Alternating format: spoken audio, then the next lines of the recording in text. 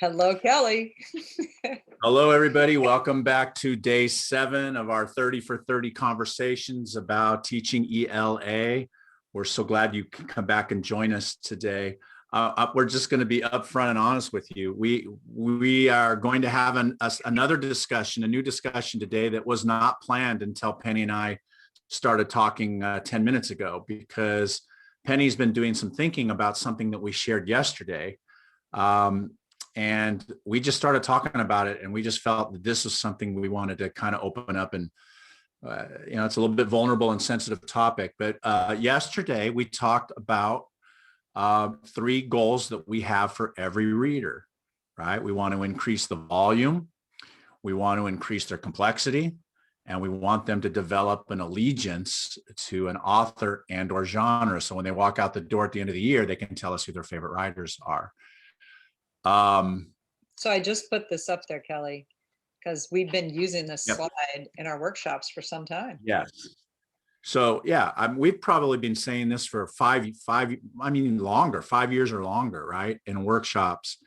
And, when we are now teaching in a time where there's a lot of Asian hate going on right now in our country, you woke up this morning with a thought that we kind of have missed a big idea here, that it shouldn't just be volume, it shouldn't just be complexity, and it shouldn't just be allegiance, but perhaps it's time to rethink that model. And I loved what you were sharing with me this morning. So I invite you to share that with us now.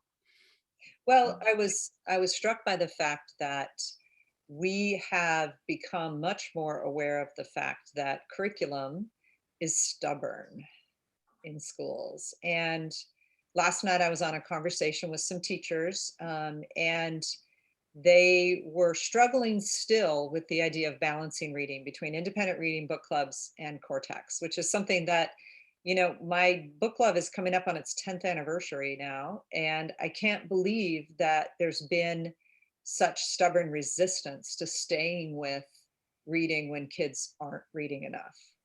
They're barely reading, so many of them. But I was struck even more as I sat down this morning by how I've taken pride in kids that moved. I had a senior named Will that went from Hatchet to In Cold Blood by Truman Capote in one semester of every other day. And I've always used that story to say, look what happens when you give kids choice. He read 5 books by Gary Paulson, then he read Gary Paulson's biography, then he read, these books by Fish and Game Wardens, and I just show this like climb.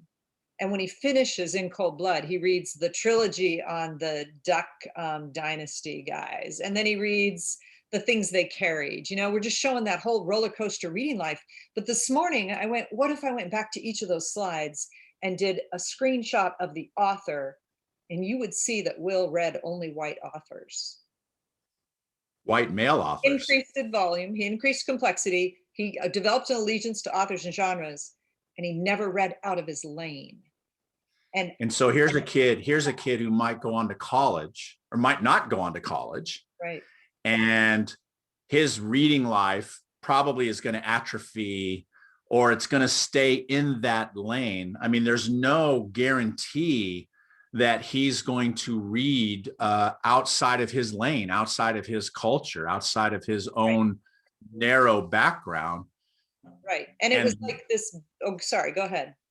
No, this is the problem, right? I mean, there's lots of problems, but one of the things we always really, really valued is that we connected our classes across the country, that our kids came from very different cultures. And when they read together and they wrote together and they talked together and shared their thinking with one another, there was a richness there that Will is not going to get if he's by himself. And even if he reads a whole lot, right, he's going to stay there. See, that's exactly where I got stuck, because in my notebook, which is like 4 pages of kind of reviewing how even when I book talked, and I always had a huge section of my library, stories from the world, here are Asian authors, Latino authors, all of this. And I book talked them all the time, and I made them a part of poetry. If a student never encounters hundreds of pages in the mind of an experience that is very unlike their own, and they're listening to the lane, music, media, whatever they're engaging with, all keeps them in that lane of their race, then we're never going to accomplish the shifts in this country that we desperately need. Not every kid is going to go to college, and most, far and away, most college kids will never read a novel in college. So you have the enormous impact of high school literature, an understanding of its Hey, beauty, its ability to transplant us from where we are, being used to keep kids I, w- exactly where they are. yeah, and I know you didn't mean that. I wouldn't just say high school. I'd say K-12, right? Because and plus it's a developmental brain time anyways, right? I mean, it's their way of trying to understand the world. And I do not believe it's hyperbole to say that literature can change you, Mhm. right? You and I have both written in various places. It's not our original thinking; it's out there, right? That the research shows that reading literature builds empathy in human beings, right? And if I read about the Black experience as somebody who has no background there, I begin to develop an empathy and understanding for the Black experience. I'll never understand it like a Black person, but I begin to at least get out of my lane and to see what some of the other, points of view are. Right. And I see this emerging sense of understanding around bias. And I admit fully that I was ignorant to so many of these things. And I wasn't thinking deeply enough about my role and my opportunity with the students I had years after year. And I was making inroads. But what I'm trying to say is that I believe we have to make it more than an invitation. And it isn't enough. It's never going to be enough to have one book by an author of color in a 4-year high school curriculum. We, teach 3 plays of Shakespeare, but one kind of throw it. It tells kids what matters, books we choose, but it's bigger than the cortex. It's in your book clubs, and I think part of where this came from, Kelly, is this fall when the students said to me about Dear Martin, I have been watching what's going on in the country and I didn't know what it was about, but now I really get it. Now I get this a little bit of understanding of what's been happening. And I just don't understand, why couldn't we read these books in high school?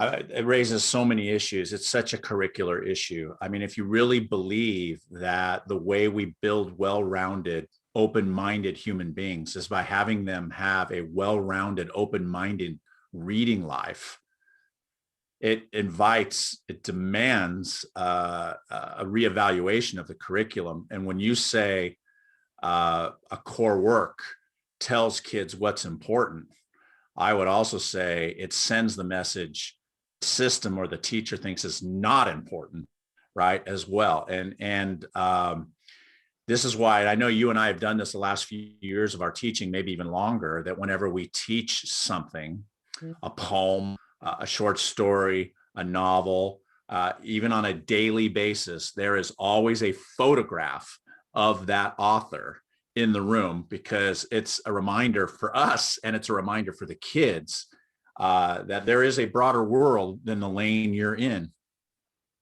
Yeah. And, you know, I think that the reason that we both are hesitant about this conversation today is just that um, a lot of people talk about these issues, but what are we doing in our classrooms? And you and I are admitting that we didn't always do all that we should have.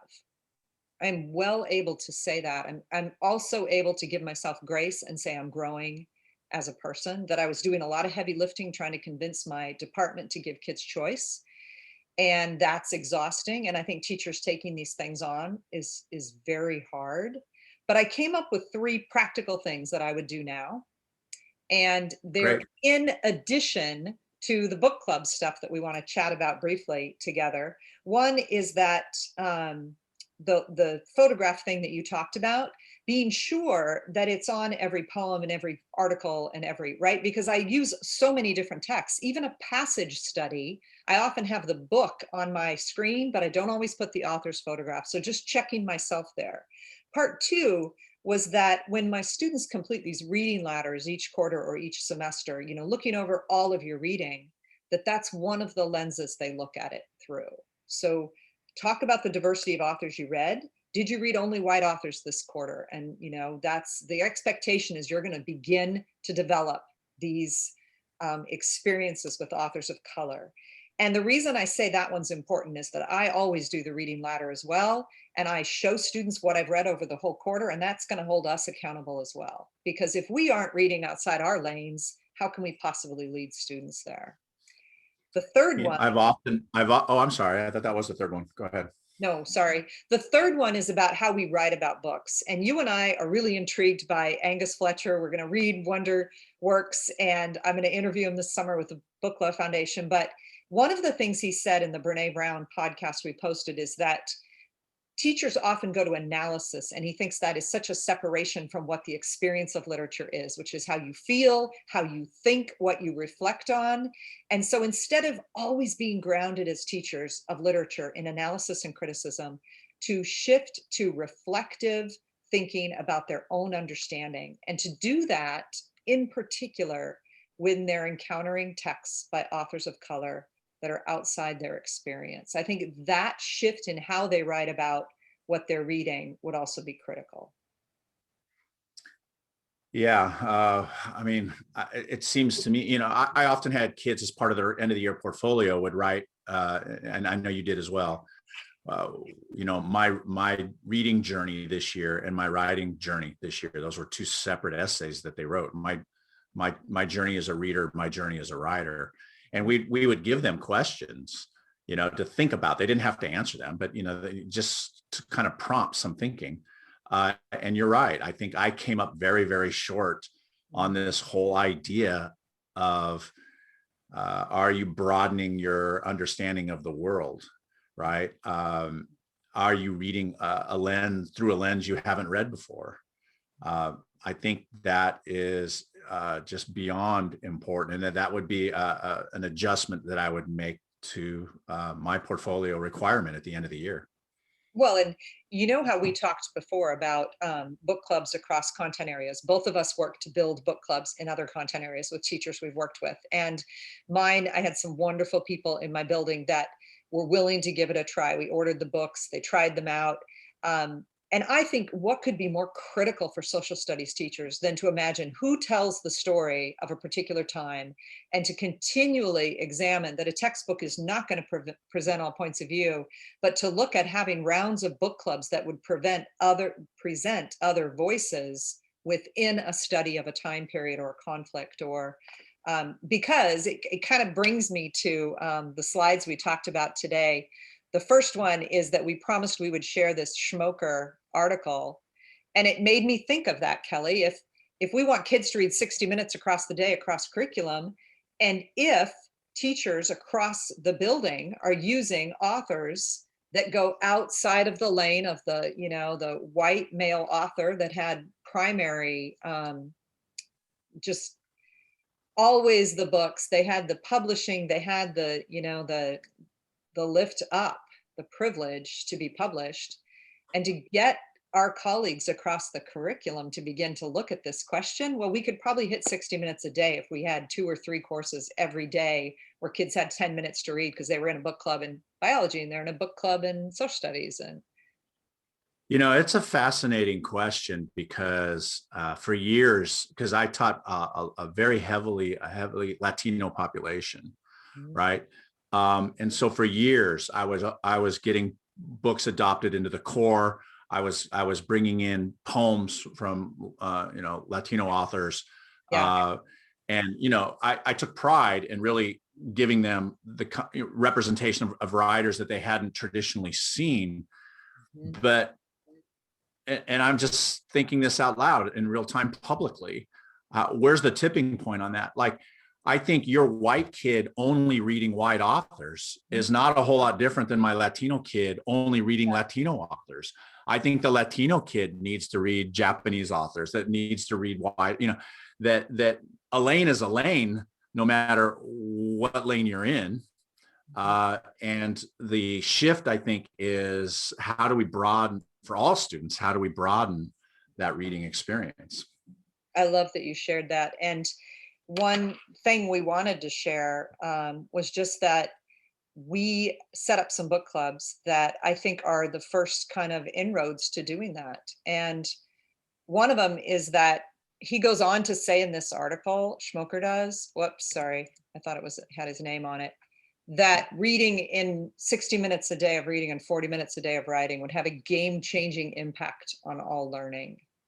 And I always think when I see this statement, he's talking all learning, curiosity, engagement, perseverance, stamina.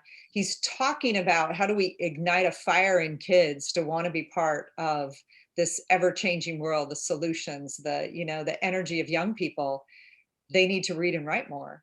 And I think this is just a really important article. And I don't know, it taught us both to try to extend beyond our own classrooms, because how are we going to do it if it's just our classroom, right? So I also want to show the book club articles or the book club texts that we used. And we started by first with our ninth graders in 180 days, getting them to choose from these books. But now I look at this list, Kelly, and I go, a kid could choose Outliers, The Shallows, every day.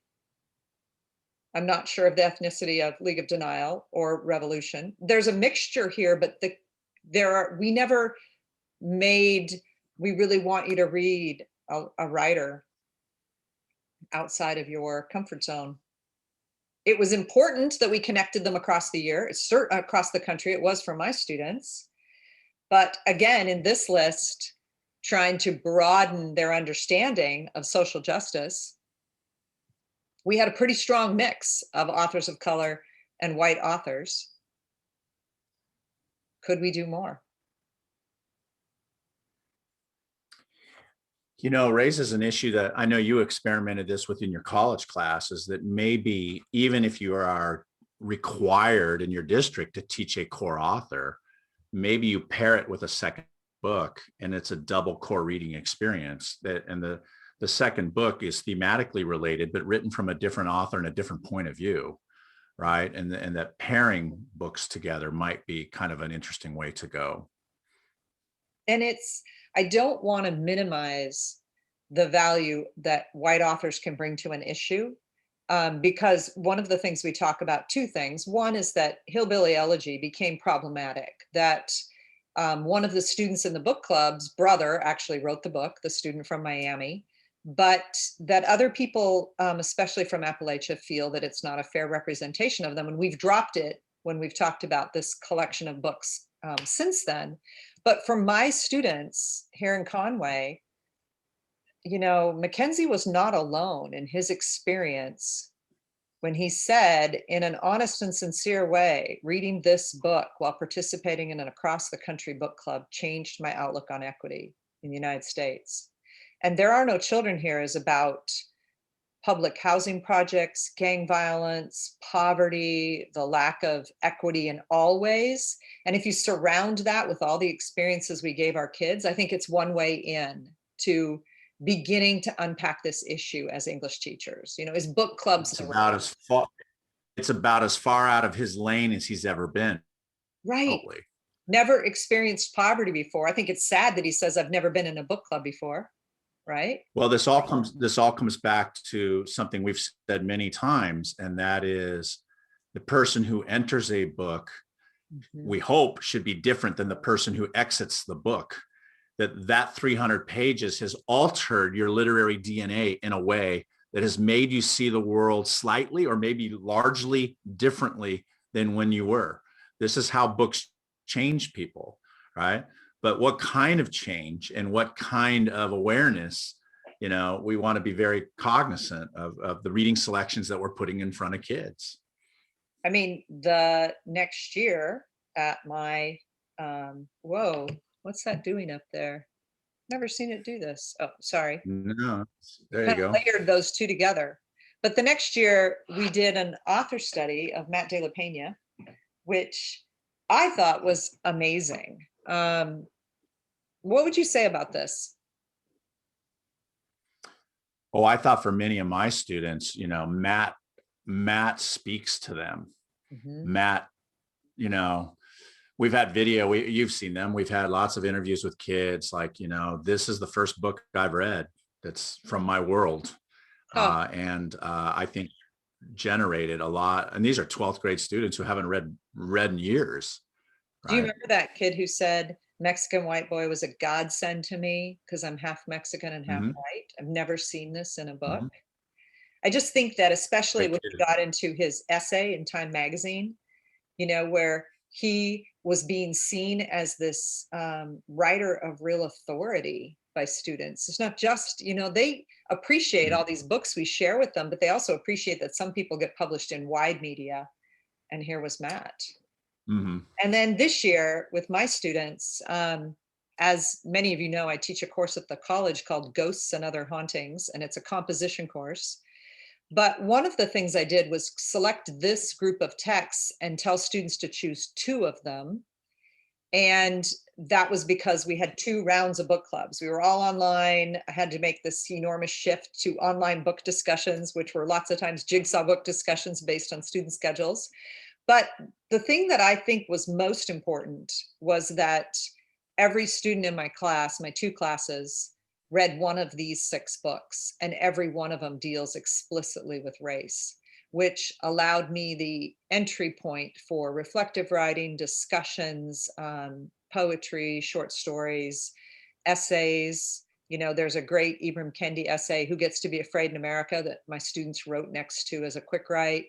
So I think that one way we can begin to evolve as English teachers in control of curriculum is to do things like this. I think that's essentially a first step. And, I work with my daughter's 5th grade, some of the curriculum that she's struggling with. And we were talking this summer about what would middle school book clubs based on strong young women look like.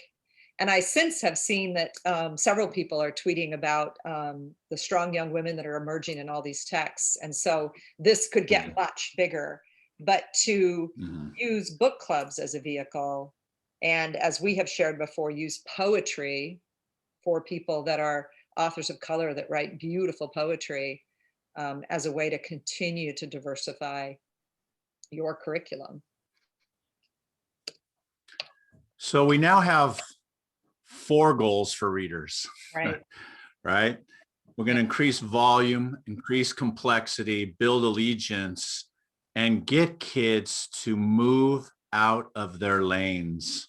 So I thought maybe given the issue with Asian hate that's going on, that maybe we should finish today by doing a couple little book talks from Asian writers that we like. You want to go first? You want me to go first? Would you like to go first? I've got your book up here. Okay. So in the faculty book club this year, read Just pulling up the picture. Chen Vong's On Earth, We Are Briefly Gorgeous. And gorgeous is a good word here for his. The book is really hard to characterize. It's a book about war. It's a book about trauma. It's a book about racism. It's a book about sexuality, finding yourself. But as Penny and I were talking right before we came on, there were sentences in that book that are gorgeous, that we reread and reread. I've read the book twice now, and I enjoyed it even more the second time. I also like his poetry. We, in our poetry tournament last year, we did Kissing in Vietnamese. I would look that poem up, or maybe we'll put that in the Padlet. Yep. Kissing in Vietnamese is a wonderful poem. From way back in the day, I also love the poetry of Lee Young Lee. Nice. And this is called The Winged Seed. And I don't know, like 25 years ago, I heard he was going to be in a bookstore in LA. And even though I live in Orange County, driving to LA is a pain. So, but I went, and I'm super geeked because he signed it for me. And it's just a book that I return to occasionally. I use the poem The Gift in class a lot. And then as students, we write about what are the gifts in our lives, both material and non-material. What are the gifts that your grandmother gave you or your dad gave you? So I've used Young Lee many, many times in my classroom. Is one of my favorite poets. I love that. How about you, Annie? Well, I was thinking about a National Book Award winner that I absolutely loved called Trust Exercise, which surprised me in all the right ways. And I don't know about you, but I really go out of my way to read the National Book Award finalists and winners every year, and especially the winner and the winner of the Pulitzer Prize, because what is modern and what I love about literature is that it continues to evolve. But I also want to recommend, if you don't know Maureen Gu, who writes very fun romances, Korean writer, I believe in A Thing Called Love, absolutely one of my favorites, but she has set them up to resemble Korean soap operas. And they are, my students love the characterization and the way that they can almost predict the plot, but not quite, because she loves to throw little, side things in on there. And I also wanted to bring up We Are Not From Here, which is, I am currently that far into it. It changes narrators each time. It's about the Japanese internment of all the populations in California being transplanted, but each one of the narrators is a young adult. So it's just ideal for high school because they're experiencing the same things. They have dances in the camps, they have romances, but such an impossible situation to watch their family and their belongings stripped to nothing and being sent off to the camps, and remind you of our history. So with that, we got to get going here pretty soon because my dog is getting really antsy and is really driving me crazy. So we got to go, but maybe you should say very quickly, our special guest is going to be tomorrow. Woohoo, Sarah Ahmed. We're going to be talking about being the change with our good friend Sarah. So see you then. So thanks for joining us. We'll see you tomorrow, everybody. All right. Bye, you guys.